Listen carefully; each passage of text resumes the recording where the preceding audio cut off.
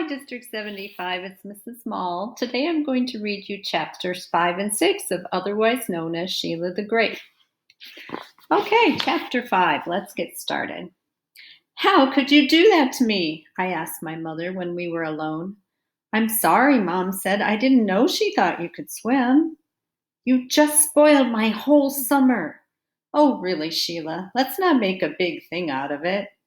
Just when she wanted to be my friend, my first real life girlfriend, you had to go and ruin everything.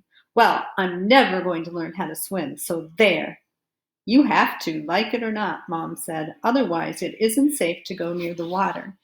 I'll never go near the water. Then you won't have to worry. Daddy and I have discussed it, and we both agree that you must learn to swim, even if it takes all summer, and that's that. You can't make me, I cried. Sheila, you are being unreasonable. Daddy and I try very hard to be understanding. We don't force you to go near Jennifer. We know how you feel about spiders, and when you hear noises in the middle of the night, we try to find out what's causing them. But we are going to insist that you learn how to swim. I'll sink, I said. They'll find me on the bottom of the pool, and that will be the end of me. I don't think that will happen, Mom said. Now get into the car. Mom tooted the horn, and Libby came running out of the house. She was wearing her bikini. She looked like a skeleton. Can we take Jennifer with us? Libby asked. No, I said.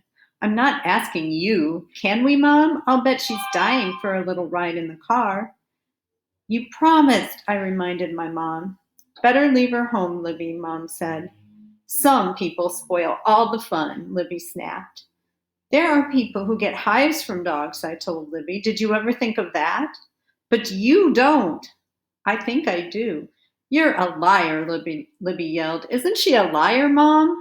What do you mean you think you get hives from dogs? Mom asked me.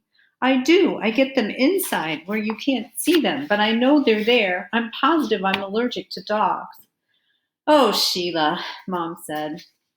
Jennifer stood up and barked then. I'm sure she was laughing at me. I hate that dumb old dog. Libby sulked all the way to the pool because Mom told her Jennifer had to stay at home. She said this had nothing to do with me. It was just that there was probably a rule about bringing animals to the pool. I don't think Libby believed Mom, but she seemed to forget about it when we got there. The swimming pool is round at the deep end and curved at the other. My mother says it's a kidney shaped. It is kidney shaped. I wonder if my kidneys are shaped like that. When I get home, I will look it up in my encyclopedia and find out. There are two diving boards. One is up high and the other is medium. Each family has a tiny dressing room with their name on the door. Ours says Egrin. I said, couldn't we put up a little sign that says Tubman just for the summer? I felt silly using the Egren's dressing room. I kept thinking about those three boys. So my mother let me scotch tape Tubman over Egren's, so at least people will know who we are. Libby doesn't care about going to the beach anymore because the pool is full of boys. Besides the lifeguards and the pool boys who work there, plenty of other boys come just to swim. My sister in her new bikini thinks she is just the greatest. But after we saw my swimming teacher, she asked my mother to sign her up for lessons too. My teacher, Marty, is what Libby calls terrific. I do not care one way or the other what my swimming teacher looks like because I don't ever want to swim. I know I won't be able to. I know I will sink to the bottom and everyone will laugh and Marty will have to save me. I told him this right off when my mother signed me up for 15 private lessons. I'll never be able to swim, I said. Sure you will, Marty told me. No, I mean it, I won't. Anybody can learn to swim, Marty said. Well, I'm never going to put my face in the water, I'll tell you that. Sure you will, it's easy. There's nothing to be afraid of. Afraid? Me? Is that what you think? Marty just smiled. I'm not afraid of anything, I told him. Nothing. I just think it's dumb of my mother to waste her money on swimming lessons. Because if I felt like it, I could jump right in and swim as good as anybody. That's great, Marty said. Tomorrow you can show me how you do that. I didn't answer him. That night, Libby begged my parents for swimming lessons. You swim very well now, Mom told her. But think of all Marty could teach me, Libby said. You don't need him to teach you anything, Daddy told her. Now that's that. Sheila gets all the good things, Libby cried. It's not fair. You can have my lessons, I said, all 15 of them. But Daddy and Mom said, oh no, together. The next afternoon, I told Mom that I had an awful stomach ache and I couldn't possibly go to the pool. She gave me a spoon of pink peppermint stuff and told me I'd be fine in a few minutes. Then when we got to the pool, I told her I had a sore throat and that people with sore throats shouldn't go swimming. Mom said it was probably just an allergy to the trees. Since when am I allergic to trees? I told her that I forgot my bathing cap, so I wouldn't be able to put my head in the water. But she pulled out a new cap and said she'd brought one along just in case. And then she delivered me to Marty. He was waiting at the shallow end of the pool. I don't feel very well, I told him. You're just nervous, he said. Me? Nervous? That's very funny. I never get nervous. Good, I'm glad to hear that. It's much easier to work with a relaxed person than a nervous one. Do nervous people sink in the water? I asked. Oh, sometimes, Marty said, but I haven't lost more than 3 or 4. I stepped away from him. Hey, that's a joke, Sheila. I know, I said. Don't you think I know a joke when I hear one? Come and sit down at the edge of the pool, Marty said, lowering himself into the water. I'll get wet first. I wish there weren't so many people around. If I had to take lessons, why couldn't I take them in the middle of the night when nobody could see me? Now, the first thing I'm going to show you is how to blow bubbles. Watch this. Marty put his face into the water and big bubbles came up. Soon he raised his head and said, You see, you just blow bubbles. It's a cinch. I told you, I said, I'm not putting my face into the water. I can't teach you to swim if you don't. Well, then I guess you won't be able to teach me. I stood up and started to walk away. Wait a minute, Sheila. Marty reached out and grabbed my ankle. Get wet first before you make up your mind. My mind is made up, I said. Well, get wet anyway. I might get fired if you don't at least get wet. I didn't want Marty to lose his job because of me, so I walked down the 3 steps and stood in water up to my waist. It's too cold for me, I said. I'll get pneumonia or something. I'm getting out. Sheila, this pool must be 80 degrees today. You're not going to catch anything.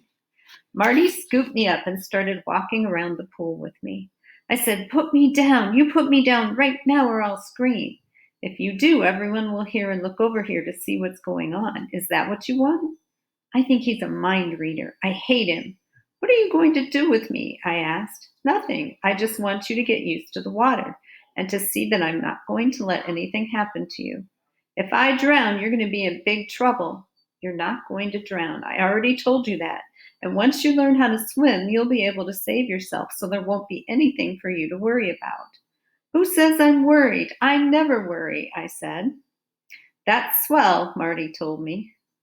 Did you mean it when you said if I learn to swim, I'll be able to save myself? Yes, Marty said. Well, as long as I'm here, I guess I might as well. So go ahead, teach me. But remember, I won't put my face in the water. Marty sighed.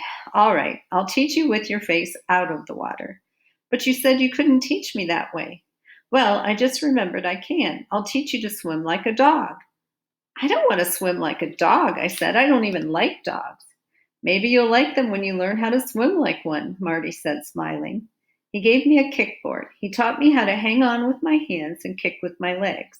At first, I wasn't even a good kicker. I only used one leg. I kept the other one on the bottom of the pool because I felt safer that way.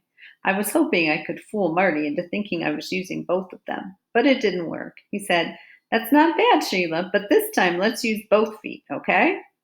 So, for the first time in my life, I took both feet off the bottom of the pool and I kicked. And I didn't sink. But I knew that was because I was hanging onto the kickboard. If I didn't have that, I'd be on the bottom in a second. My lesson lasted half an hour, and all I had to do was practice kicking. When it was over, I told Marty it wasn't as bad as I thought it would be. He said he'd see me tomorrow, same time. I ran over to my mother, and she said she was proud of me, even though I didn't put my face in. I told her Marty said I didn't have to, and that I'd never have to because he was going to teach me to swim like a dog, and dogs are very good swimmers. Everyone knows that. My mother looked at me funny and said, Well, you and Jennifer have something in common after all, don't you? But I didn't answer because I heard someone calling, Sonny Sheila Tubman, Sonny Sheila Tubman, watch this. I looked up at the high diving board and saw Betsy Ellis. And if Betsy was at the pool, Mouse probably was too. Did you see me in the water with Marty? I hope not, but I guess now she won't want to be my friend anymore. So what's the difference if she did see me? Betsy called me one more time. Then she did a perfect dive into the water. I couldn't believe it. Did you see that? I asked my mother. She's only 4 years old. Beautiful, wasn't it? Mom said. I hear she's a champion swimmer. I don't see her anywhere, I said, searching the pool. Do you suppose she's all right? Shouldn't she be up by now? There she is, Mom said, pointing. She swam right across under the water. I wondered if maybe Marty could teach me to swim like that. I could just see myself as a swimming champion. I would learn to do the most beautiful dives anyone ever saw. I would be able to swim back and forth in the pool at least 20 times without running out of breath. Mouse would beg me to be her friend. People from all over would come to watch me on Sundays, and Marty would tell them, she's remarkable. She couldn't swim at all when she came here. And of course, I would be able to do everything without ever getting my face wet.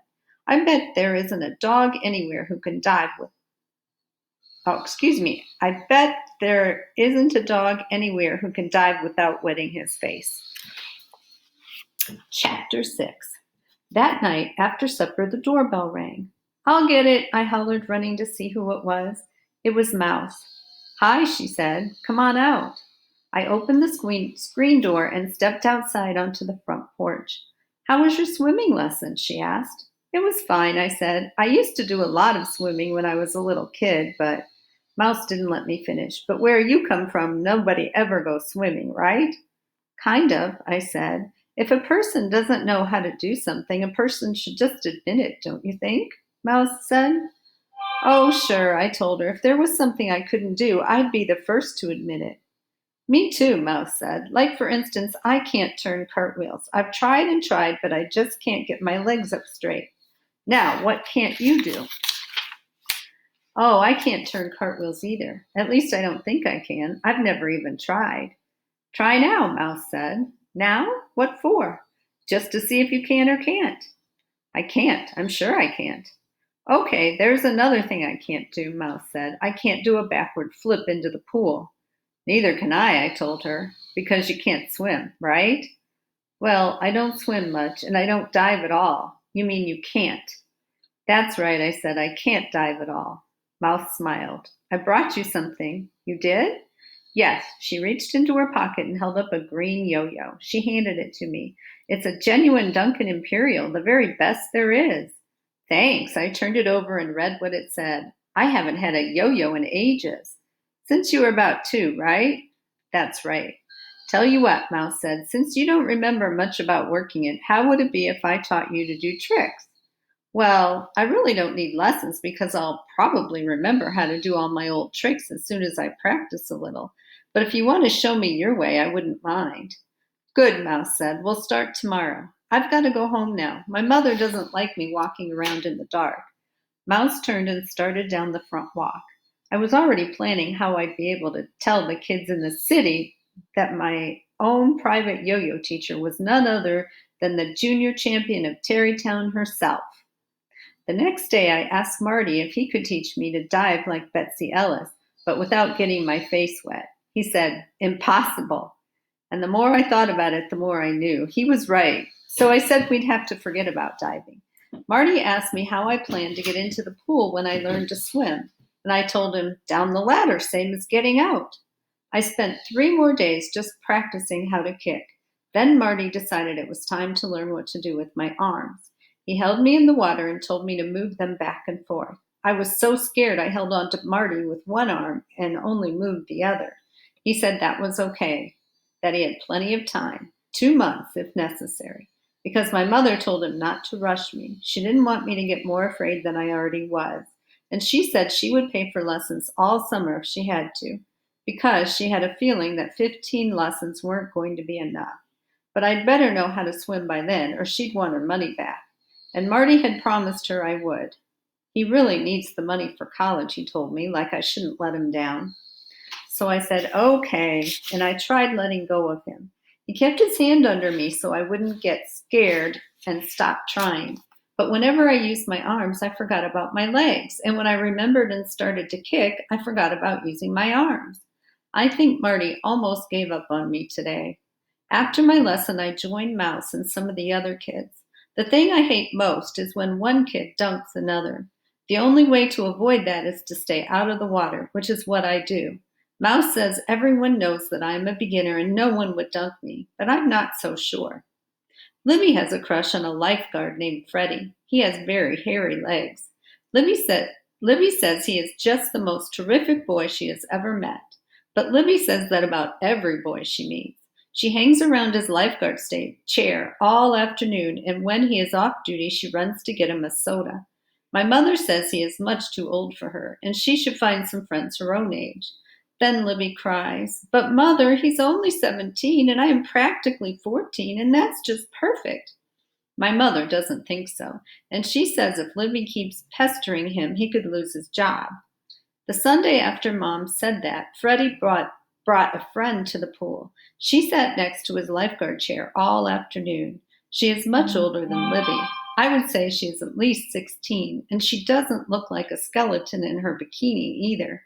Now Libby stays away from Freddie. She says she never really liked him anyway, and who wants a boyfriend with all that hair on his legs? Ha ha, I said. Libby gave me a kick. End of chapter 6. See you next time.